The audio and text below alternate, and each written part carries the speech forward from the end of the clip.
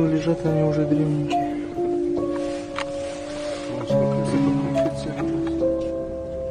То есть он здесь эти делал, да? Вечерние съемки.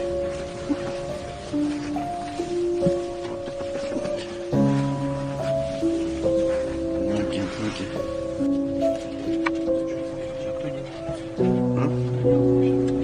Он сам.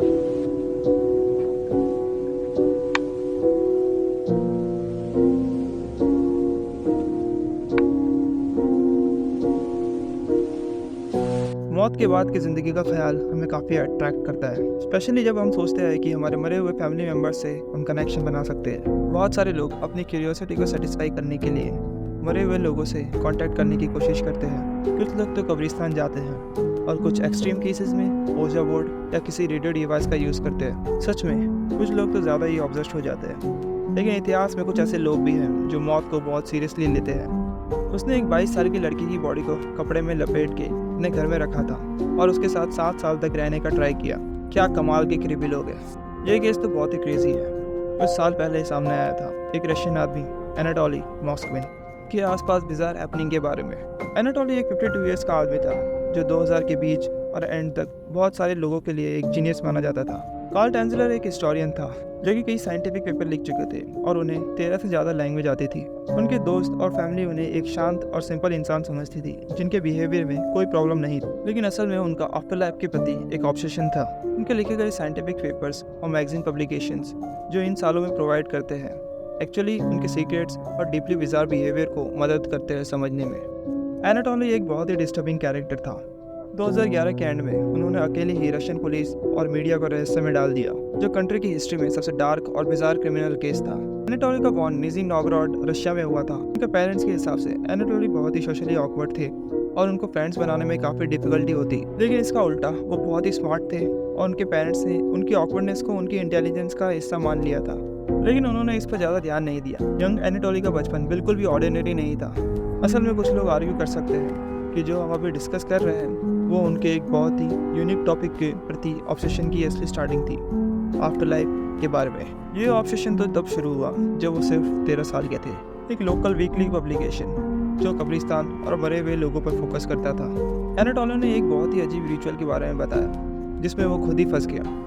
इस पब्लिकेशन में जो 26 अक्टूबर 2011 की डेट थी, उसने बताया कि एक ग्रुप जिसमें सबने ब्लैक सूट पहना हुआ था, उन लोगों ने मुझे स्कूल से घर जाते वक्त रोक लिया था। फिर वो 11 साल की नताशा पेट्रोवा के अंतिम संस्कार के लिए जा रहे थे और एनाटोली को उसके कॉफिन तक ले गए, जहां उन्होंने एक लड़की की डेड बॉडी को किस करने पर मजबूर किया। उसके बाद लड़की की माँ ने जबरदस्ती 13 साल की लड़की की उंगली में एक वेडिंग रिंग पहना दी और एक अपनी डेड बेटी के हाथ में। ये सब एनाटोली ने क्लेम किया। इसके बाद एनाटोली को उस डेड लड़की के बारे में बहुत ही हार्मफुल सपने आने लगे। उसके हिसाब से वो लड़की उसके पास हर रात आती और उन्हें ब्लैक मैजिक के बारे में नॉलेज देती और उनसे रिक्वेस्ट करती कि वो उस विलेज में वापस आए जहाँ ये रिचुअल हुआ था।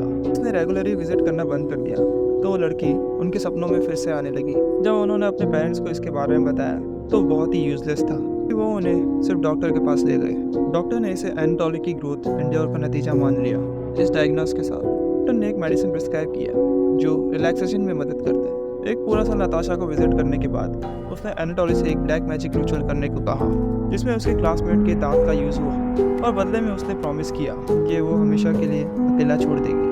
किसी तरह एनाटोली के हिसाब से ये रिचुअल सक्सेसफुल हुआ और इसका रिजल्ट ये था कि वो कभी वापस नहीं आई। ये टास्क उनकी लाइफ में काफ़ी इम्पैक्ट डालता है क्योंकि इसने सक्सेसफुली एनाटोली को ब्लैक मैजिक और तंत्र मंत्र में इंटरेस्ट शुरू कर दिया। आगे जाकर एनाटोली ने यूनिवर्सिटी ऑफ मॉस्को से पढ़ाई की और उन्होंने केल्टिक स्टडीज़ में डिग्री अर्न की। केल्टिक कल्चर में लाइफ और डेथ के बीच के बिलीव्स का एक क्लोज ब्लेंड होता है। उन्होंने लेफ्ट हैंड पाथ को चुना। लेफ्ट हैंड पाथ में सेक्सुअल मैजिक और पर्सनल डिसऑर्डर पे फोकस होता है। ये सब उनके ब्लैक मैजिक में इंटरेस्ट के साथ एनाटोली के वेरियस रिचुअल परफॉर्म करने का रिजल्ट था जो वो डेड एनिमल पर करते थे। ग्रेजुएशन के बाद ये सामने आया कि उन्होंने अपने एरिया के सारे सराउंडिंग कब्रिस्तान के कॉमन परेशानी के बारे में पता लगा लिया जो वो अपनी राइटिंग्स में शेयर करते हैं। उन्होंने बताया 2015 से 2017 तक अपने होम टाउन में एक सो कॉल्ड रिसर्च के ट्रिप के लिए 752 से ज़्यादा कब्रिस्तान विजिट किए, एक वेल नोन हिस्टोरियन ओलेग रैबोव के साथ। दोनों ने अपने रीजन में कब्रिस्तान पे डॉक्यूमेंट करना और लोकल हिस्ट्री फाइंड करने का काम शुरू किया जिसमें उनकी सारी फाइंडिंग्स थी। लेकिन जैसे कि तुमने गेस किया ही होगा, एनाटोली के दिमाग में कुछ और ही चल रहा था। 2009 में लोकल लोगों ने नोटिस किया उनकी फैमिली मेम्बर के ग्रेव या तो वायलेटेड हो गए थे या फिर पूरी तरह से डिगअप हो गए थे। ये सारी चीज़ें 2 साल की इन्वेस्टिगेशन में कन्वर्ट हो गई। 2011 में मॉस्को के एयरपोर्ट पर एक एंटी मुस्लिम टेरर अटैक हुआ और उसकी थोड़ी देर के बाद अथॉरिटीज़ को पता चला कि कुछ मुस्लिम ग्रेव को डिगअप किया गया और डैमेज किया गया था। जब उन्होंने इन्वेस्टिगेशन शुरू की तो एनाटोली जल्दी एक्ट करने लगा कि वो सिर्फ ग्रेव स्टोन्स को पेंट कर रहा है, लेकिन उन्हें टर्न बाय टर्न प्रमोटली अरेस्ट कर लिया गया था। उन्हें रेड हैंडेड पकड़ा गया था डैमेज करते हुए। थोड़ी देर बाद पुलिस ने एनाटोली की इन बिजार एक्ट्स की इन्वेस्टिगेशन शुरू कर दी। उन्होंने सबसे पहले उनके लिविंग क्वार्टर्स को सर्च करा। उनकी एक्सपेक्टेशन थी कि एनाटोली एक एक्सट्रीमिस्ट होगा और उन्होंने एंटिसिपेट किया था कि उनके लिविंग क्वार्टर्स में वेरियस एंटी मुस्लिम प्रोपेगेंडा होंगे। लेकिन असल में जो उन्होंने डिस्कवर किया वो पुलिस को कम्प्लीटली कन्फ्यूज कर दिया। जब रेड हुई थी एक अपार्टमेंट में जो अपने माँ बाप के साथ शेयर करते हैं, उसमें 29 लाइफ साइज डॉल की डिस्कवरी हुई। ये फिगर्स जो हेविली एंटीक डॉल्स को रिप्रेजेंट करते थे, अलग अलग टाइप्स के क्लोथ्स पहने हुए थे। लगता है कि एनाटोली ने इन सबको मेकअप और ड्रेसअप किया था और उन्होंने बटन्स या वेरियस सर्कुलर ऑब्जेक्ट को इनकी आई सॉकेट में प्लेस किया ताकि इन्हें ज़्यादा लाइफ लाइक अपीयरेंस दे सके। ये सिर्फ डॉल्स नहीं थी, असल में ये सब डेड बॉडीज से बनाई गई थी जो 3 से 12 साल की लड़कियों की थी। और भी डिस्टर्बिंग था जब पुलिस ने इन्वेस्टिगेशन में बॉडीज को मूव करना शुरू किया तो उसमें मोस्टली कुछ जिंगल निकला करते थे। बाद में ये रिवील हुआ कि एनाटोली ने हर एक केज में एक म्यूजिक बॉक्स फिट किया था ताकि जब वो इनके साथ इंटरेक्ट करे तो ये कुछ ऑडियोबल फीडबैक निकाल सके।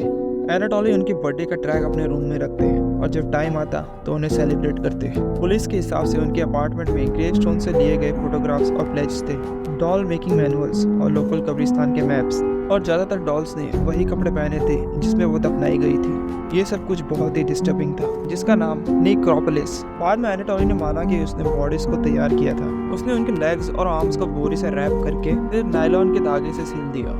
उसने हर एक बॉडी पार्ट को ऐसे ही मॉडिफाई किया था और उनके आई सॉकेट में बटन डाल दिए थे ताकि वो उनके साथ कार्टून देख सके। इंट्रोगेशन में पता चला ज़्यादातर डॉल उसे पसंद थी और कुछ अच्छी नहीं लगती थी। जो डॉल उसे अच्छी नहीं लगती उसको वो अपने एक छोटे गैराज में रख दिया करता। लगता है ये उसने सब अकेलेपन की वजह से किया। उसके पेरेंट्स ने बताया उसे ऐसी बड़ी डॉल बनाने का शौक था और वो इस पर ज़्यादा ध्यान नहीं देते थे, चाहे वो कितनी भी स्मेल करे। हमने ये डॉल्स देखी थी लेकिन हमें ये नहीं पता था कि उसके अंदर डेड बॉडीज है। हम सोचते थे कि ये सब उसकी एक हॉबी है, ऐसी बड़ी डॉल बनाना। हमें इसमें कुछ गलत नहीं लगा। उसकी माँ ने एक इंटरव्यू में बताया कि एक पड़ोसी के हिसाब से उनके घर से हर बार जब वो गुजरता तब एक लगातार गंदी स्मेल आती, लेकिन उसने इस बिल्डिंग के नीचे गंदे पानी की प्रॉब्लम मान लिया और इस पर ज़्यादा ध्यान नहीं दिया। उसके अपार्टमेंट में जो सब डेड बॉडीज थी उसमें से एक डेड बॉडी उसके साथ 9 साल तक थी। पुलिस ने ये सब जानने के बाद एनाटोली को एक्सट्रीमली हेवी क्राइम्स के लिए चार्ज किया। 2000 के एंड में मीडिया ने उसको नए निकनेम दिए जैसे कि the Lord of the mummies और द पपीटर्स। एनाटोली ने 44 खबर खो दी थी और थोड़े दिन बाद उन्हें पागल खाने वाले वार्ड में डाल दिया। एनाटोली को स्किज़ोफ्रेनिया डायग्नोस किया गया था। रिपोर्टर्स के हिसाब से उस फैसिलिटीज के गार्ड्स ने एनाटोली को बहुत मारा था। उसकी माँ के अनुसार उसे रोज 15 गोलियां खिलाई जाती जिससे वो एक कैटाटॉनिक स्टेट में रहता था। फिर एक ह्यूमन राइट्स के लॉयर ने उसको रिप्रेजेंट करने के लिए हायर किया। लॉयर का गोल था कि वो एनाटोली को उस फैसिलिटी से बाहर निकाले और मॉस्को में एक इंडिपेंडेंट क्लिनिक में री एग्जामिनेशन के लिए ले जाए। उसे वार्ड्स के डॉक्टर में भरोसा नहीं। यह लीगल लड़ाई ने उसे एक दूसरी सुनवाई दिलाई 2018 सितंबर तक। उसके घर पर उसके दिमाग का इलाज जारी था। इसके साथ ही वो फ्री घूमने लगा। इससे बहुत कंट्रोवर्सी हुई। एक विक्टिम की माँ जिसका नाम नेटेलिया था, वो इतने टाइम तक एक खाली कॉफिन को विजिट कर रही थी जब वो अपनी बेटी की कब्र पर जाती थी। उसकी बेटी की लाश उन 29 लड़कियों में से एक थी जिसे उसने खोद कर अपने घर में रखा था और उसका ब्रूटल मर्डर 10 साल की उम्र में हो गया था और उसकी माँ ने बहुत कुछ झेला था और वो बहुत सारे लोगों में से एक है जो इसके रिलीज का विरोध करती है। उसे निगरानी में रखा जाना चाहिए। एनाटोली को वार्ड से छूटने की उम्मीद नहीं थी। उसके डॉक्टर्स के साथ परमिशन के ऑर्डर पिछले दिसंबर को खत्म होने वाले थे और वो एक फ्री मैन के रूप में घूम सकता था, लेकिन उसके क्राइम हमेशा इतिहास में सबसे अनोखे और अजीब तरीके से याद किए जाएंगे।